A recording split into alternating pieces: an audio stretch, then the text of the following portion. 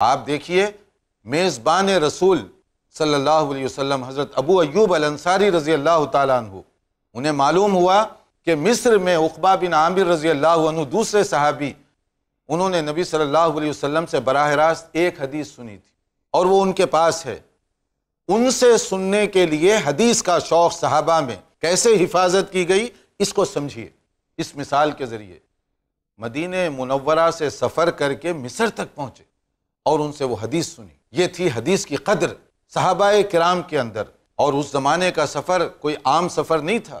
حضرت جابر رضی اللہ عنہ شام تک کا انہوں نے سفر کیا ایک حدیث سننے کی خاطر۔ دیکھیے کتنے بڑے بڑے صحابہ ہیں اور حدیث سے ان کی محبت۔